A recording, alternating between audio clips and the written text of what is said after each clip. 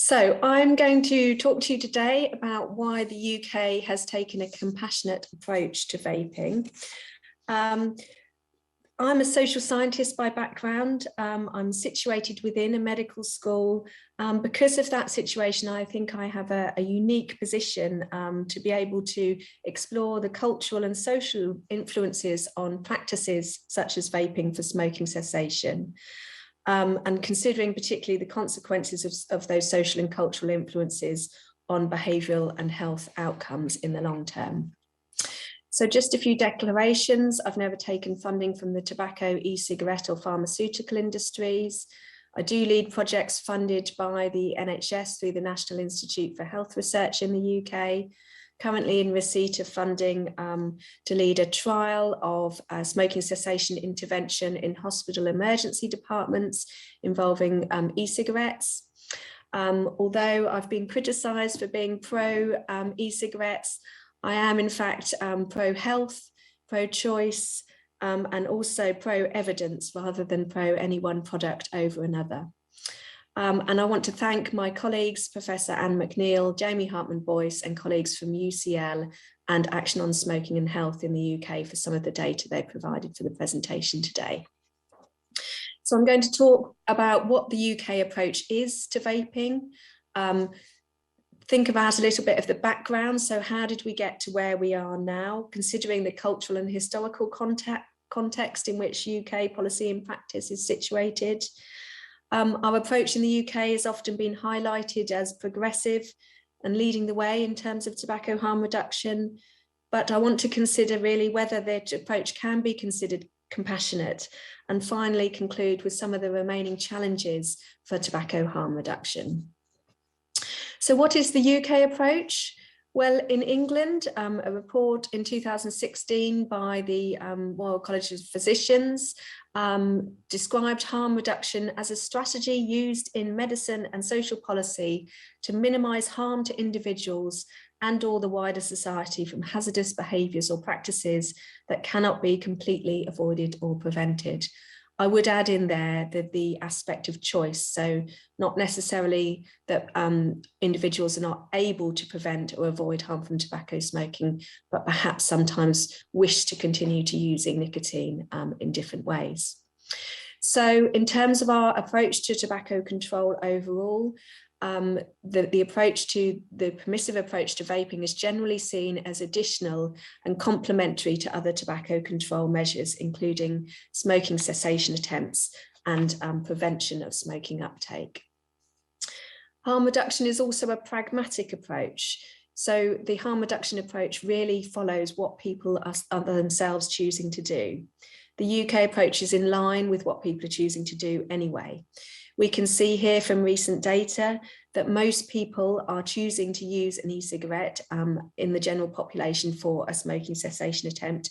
Not as many people as those who choose to use nothing at all, but many more people choose to use an e-cigarette than nicotine or over-the-counter replacement therapies. So e-cigarettes are a more popular cessation option for the general population than nicotine replacement therapy. E-cigarettes, when they first emerged, were described by Carl Fagerstrom in 2015 as a disruptive technology. They're a consumer product that became particularly popular on the market and excitingly, potentially attractive to whole groups of people who may not otherwise have been interested in stopping smoking. So e-cigarettes offer a rapid form of nicotine delivery, and devices, of course, are improving and advancing all the time. We now have the modern pod type device using nicotine salt concentrations that seem to mimic the frequency and the fast delivery of nicotine that users get from tobacco cigarettes better than ever before. From my perspective, I also think e-cigarettes are attractive to people because they can mimic the behavioural and the social actions of tobacco smoking that users have previously enjoyed. And possibly e-cigarettes also meet a social identity need within users. So most current e-cigarette users in the UK state that they've used e-cigarettes for smoking cessation. Data from the Action on Smoking and Health Youth Survey this year in 2021 suggests that 95% of young people aged 11 to 17 who have never smoked have also never used an e-cigarette. So most young people are not taking up e-cigarettes unless they have previously smoked. And this data is supported by our adult surveys as well. So data from the UCL Smoking Toolkit study suggests that only approximately 1% of the general population of adults who have never smoked tobacco are regular e-cigarette users. So what we see in the UK is a convergence of data suggesting that e-cigarette use is almost entirely by adults who have used e-cigarettes in order to help them stop smoking tobacco. Despite this, long-term use of e-cigarettes remains controversial. There continues to be concern about long-term health impacts, and because of this, a reluctance by our healthcare professionals to support long-term use, and still possibly an expectation that users who switch from tobacco smoking to e-cigarettes should eventually go on and quit their e-cigarette use. So the UK approach to policies that are supportive of vaping for smoking cessation are also based on good quality evidence of what is effective for smoking cessation. This is recent data from our Cochrane Living Systematic Review of Electronic Cigarettes for Smoking Cessation. This data was published just this month in September 2021 and shows clearly that in randomized trials comparing nicotine-containing e-cigarettes with the next best available option of nicotine replacement therapy through patches or gum, there was moderate certainty evidence that e-cigarettes are more effective in supporting people to quit smoking than the next best option of nicotine replacement therapy. So our pragmatic approach in the UK follows what the public are doing and is dependent on the evidence of effectiveness for smoking cessation. So we've arrived at the approach that we have today. Public Health England in the UK have each year published commissioned evidence reviews summarising all the available data at the time. In a landmark review in 2015, the evidence concluded that vaping could be considered at least 95% less harmful to health than continuing to smoke tobacco. And this message has been supported and repeated through each year through the thorough evidence reviews. So there's growing conclusive evidence of both the effectiveness and the relatively less harm to health than the comparator of continuing to smoke tobacco. We've reached the stage now where we have a public health consensus on the role that e-cigarettes have to play in smoking cessation and tobacco harm reduction. So our leading public health and health bodies across the UK all agree that supporting people to quit smoking by vaping is an important aspect of our approach to tobacco control. In the UK, when we talk about using e-cigarettes as a behavioural practice, we talk about the impact of that practice as being along a continuum of harm. And this is really critical to emphasise. One of the core aspects of the UK approach is the insistence of always comparing the relative harm of e-cigarettes to that of tobacco. No one in the UK is suggesting that vaping is safe. What we do suggest, however, is that in comparison to tobacco smoking, the practice of vaping is considerably less harmful to health. And this positions vaping clearly as a harm reduction option. It is a positive choice that people addicted to nicotine can make in order to improve their health by switching away from smoking harmful tobacco. And this rhetoric also suggests that there are, of course, other potential choices that may be engaged with. So snus, heat not burn, or chewing tobacco, for example, may also be other important harm reduction practices, although much less common in the UK at present. In the UK, we attempt to take a clear and transparent approach to the way we communicate with the public about our approach to vaping as a harm reduction option.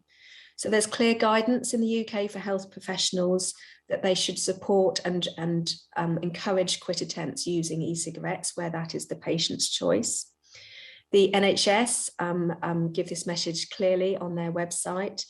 And we have the National Centre for Smoking Cessation and Training with specialist e-learning modules for healthcare professionals on how to support patients to use e-cigarettes for smoking cessation. We have well publicised public health campaigns. The forthcoming Stoptober campaign, for example, has for a number of years now focused on switching away from tobacco towards less harmful options, such as vaping. And we have had a consultation on our NICE guidelines, which are used by healthcare professionals to guide evidence-based practice. And we expect that the new guideline to be published later this year will be much more clear in the guidance it gives to health professionals to enable them to support patients to use an e-cigarette. And eventually we also hope to see a prescribable e-cigarette that clinicians will be able to recommend to their patients. So the impact of our UK approach to vaping has been, I would say, fairly remarkable. Year on year, we've seen a decline in population level rates of regular tobacco smoking, and around about 15% of the general population of adults at the current time are thought to remain regular smokers. So alongside that declining rate of smoking, we've also seen increasing rates of e-cigarette use. So this clearly suggests to me that ex-smokers are switching away from tobacco towards vaping as an alternative. Of course, we have other tobacco control measures which may also have had an impact on our smoking rates. Smoke-free public places, plain packaging, hidden point of sales displays, for example, may also have had a big impact. But I think looking at this data from across 3 different large cohort studies suggests that vaping has clearly had an important role to play in the declining smoking rates in the UK. However, we still have a long way to go. Data from the Smoking Toolkit study suggests that every year of 100 people who smoke tobacco, approximately 36% try to stop each year. Of those 36%, only 25% or 9 people are abstinent at the 1-year follow-up time point. So this leaves 91 out of every 100 smokers each year who continue to smoke tobacco. And unfortunately, those people who continue to smoke tobacco are mainly from deprived and the most disadvantaged groups in our society. So how did we get here in our approach to compassionate support of vaping and tobacco harm reduction? Well, as well as being pragmatic and based on the evidence, the UK approach has emerged from a specific situated culture and context. In the UK, we've always had a very strong youth culture linked to waves of different music scenes.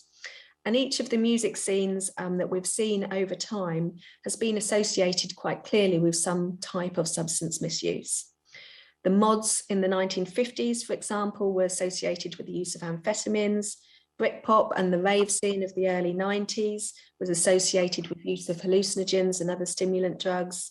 And then the grunge scene was clearly associated with the use of narcotics. Alongside each of these successive youth cultures and music scenes, the UK has developed a clear harm reduction approach. So harm reduction has been used to combat substance use and attempt to make youth culture safer. So not harm-free, but certainly less risky and less harmful. So for example, we've seen needle exchanges and safer injecting practices advocated to reduce the harm from injecting drug use. Harm reduction for people who use recreational stimulant drugs in the UK clubs and rave scene.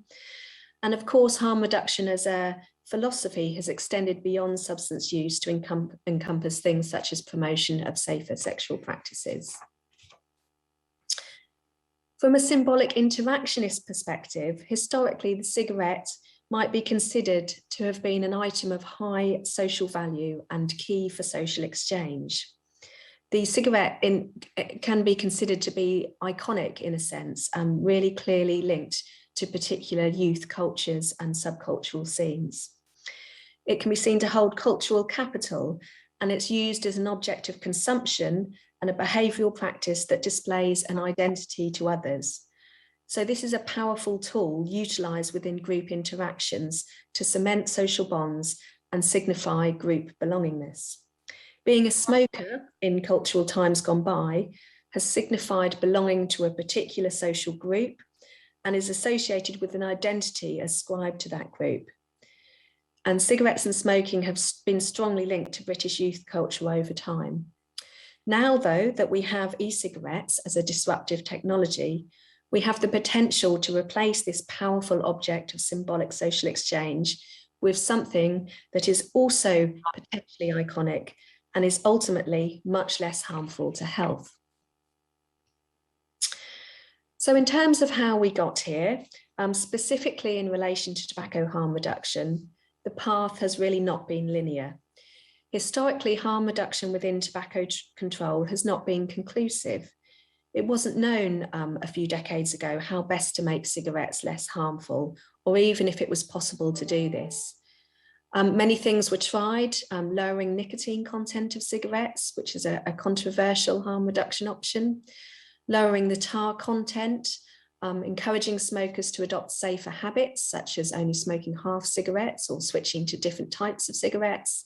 And of course, the filter on cigarettes was used as a way of attempting to reduce the harm. So over time, the cigarette industry, manufacturers began working together to try to produce safer cigarettes. This includes things like adding the filters to cigarettes, lowering the tar content, and somewhat confusingly, from a public perspective at least, the lowering of nicotine content in cigarettes, even though we now know that it's not nicotine, of course, that is the most harmful constituent of tobacco smoke. So Professor Mike Russell, who will be very familiar to you all, I'm sure, was heralded really as a man ahead of his time in his thinking on tobacco harm reduction. He's been incredibly influential in our UK understanding of where we've arrived at in terms of our approach to tobacco harm reduction. He was really the first to promote the thinking that smokers, despite being addicted to nicotine, die from the inhalation of tar and not the nicotine itself. He was the first to be really interested in advocating for developing nicotine substitutes as harm reduction options to help smokers quit, and was critical very critical of efforts to reduce nicotine in cigarettes, suggesting that this gave a really confusing and misinformed message to the public and was ineffective, since we now know from good evidence from puffing typology studies that smokers will compensate more by inhaling more deeply, or smoking more to titrate their own blood nicotine levels.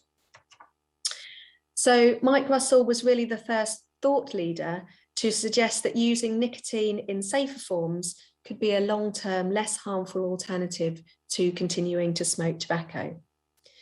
This was a big paradigm leap at the time for our culture. Policy up until this point had really pushed smokers towards abstinence as the long-term endpoint for smoking cessation. So the idea of long-term substitution of nicotine suggested that we as a population might accept the possibility of ongoing dependence on nicotine. So this really is a moral issue and taps into moral discourses about whether we should accept dependence and addiction as a part of the human condition or not. And this remains to this day. There remains a divide in public health between those who view abstinence as the ultimate end game, the ultimate goal of tobacco control, and those who view harm reduction, but that need not include abstinence from nicotine as the eventual end goal. So over time, we've seen that nicotine dependence has become medicalized. Nicotine addiction has been seen as a medical problem, and this has allowed us to develop medications to deal with that addiction. Eventually, the pharmaceutical companies developed nicotine replacement therapies as a way to combat this addiction and this medical problem. The concept of nicotine addiction began to stabilise, became part of our health discourse within the UK, and became an accepted part of the treatment paradigm.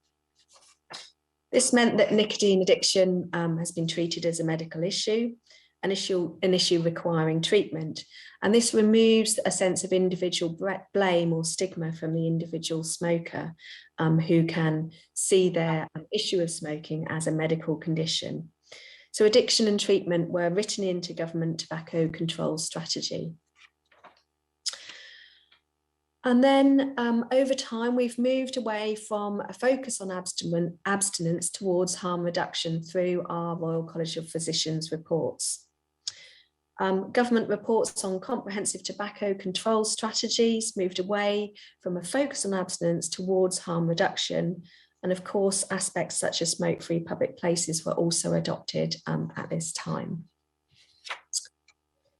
So the point that we've arrived at in the UK is a consensus that the main goal of tobacco control, policy and practice is to reduce the harm caused by tobacco smoking.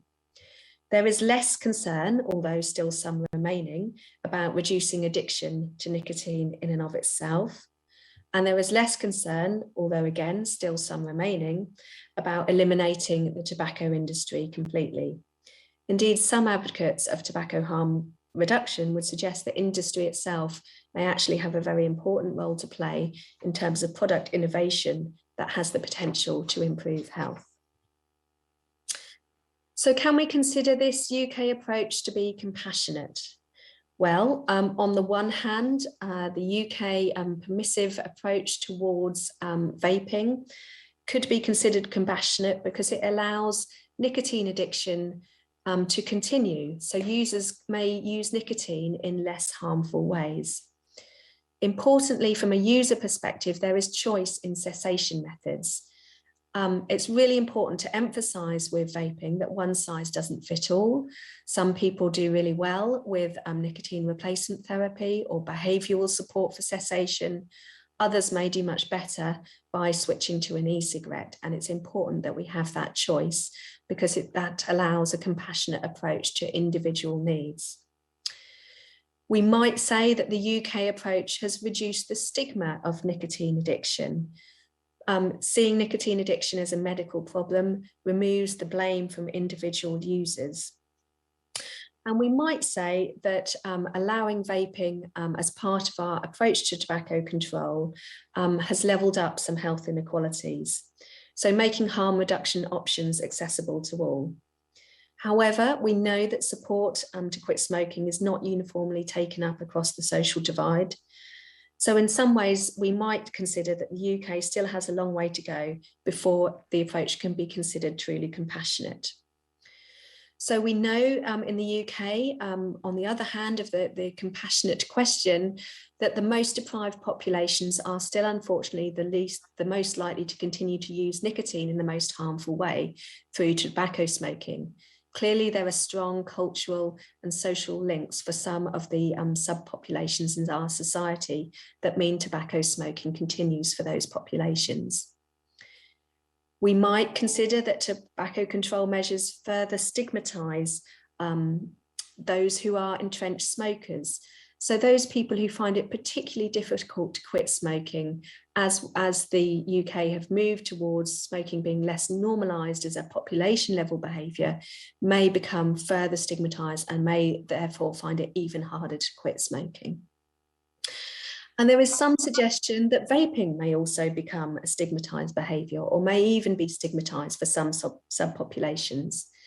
So the work of my colleague Francis Thirlway from York suggests that e-cigarettes as a harm reduction option for some populations, such as working class men in particular, may not be an option because it may be considered weak or unmasculine to take these kind of options as an alternative to tobacco smoking. And this is clearly an aspect of e-cigarette use that we need to be watchful of. There are a number of remaining challenges in the UK. One key remaining challenge is how we reach those groups of people who continue to smoke tobacco the most. So around a quarter of people with long-term mental health conditions continue to smoke tobacco regularly. And actually up to 45% of those with a serious diagnosed mental health condition are regular smokers. So this means that people with long-term mental ill health are likely to die approximately 10 to 20 years earlier than people who don't smoke tobacco. Most of those lost years of life for people with serious mental health conditions are directly attributable to their tobacco smoking. So there are serious and entrenched health inequalities in tobacco smoking that suggest to me that the UK still has much work to do to ensure that our approach to the population is equal and compassionate, So we need to do more to reach those who are the most likely to continue to smoke tobacco. A major challenge set by the UK government has been an ambitious target to reduce our rates of tobacco smoking prevalence to 5% or less by the year 2030. So clearly looking at our rates of population level tobacco smoking at the moment, we're not on target to reach those ambitious targets. So we need to do more to actively promote long-term nicotine use, which may be helpful in helping to reach those targets. This might mean much more radical intervention. For example, providing free e-cigarettes to those in our society who really cannot afford to purchase even a starter kit so that they might be able to give vaping a go. A major challenge is public perceptions of harm. So one big remaining challenge is the way in which we tackle these public misperceptions. Around a third of young people in this country think that e-cigarettes are as harmful as smoking tobacco. And this is mirrored in the adult population, where harm perceptions are also inaccurate. Again, you can see from the green line here that around a third of UK adults think that e-cigarettes are more harmful than smoking tobacco. And this may be in part, unfortunately, due to sensationalist media reporting that has a huge impact on public understandings and lay discourse. And ultimately, this may impact on vaping uptake amongst those who continue to smoke tobacco. There are unfortunately remaining divides in the field of tobacco harm reduction. So despite a very balanced piece written by ex-presidents of the Society for Research on Nicotine and Tobacco on the risks and benefits of e-cigarettes, there's been considerable backlash to this position. Despite high quality evidence produced by Cochrane reviews on e-cigarettes for smoking cessation, there remain factors within public health who are extremely suspicious and dismissive of this evidence and seem to do everything possible to question the quality of that evidence. So these divides are really unhelpful in ensuring that we have a pragmatic and a compassionate approach to tobacco harm reduction. So to conclude, we've talked about how in the UK we have a tradition of harm reduction, and this stems from our cultural and historical approach to harm reduction across different types of substance misuse and other behaviours. Our approach to tobacco harm reduction seems to have had an impact on tobacco smoking rates, which is extremely positive. So we might consider that the UK approach is indeed compassionate. It offers choice, and it focuses on reducing the harm from tobacco rather than focusing on abstinence from nicotine particularly. But key challenges remain. We need to work to reduce inequalities that remain in tobacco smoking, to tackle public misperceptions of the harm of e-cigarettes compared to tobacco smoking, and we need to continue to work to overcome resistance to the tobacco harm reduction approach.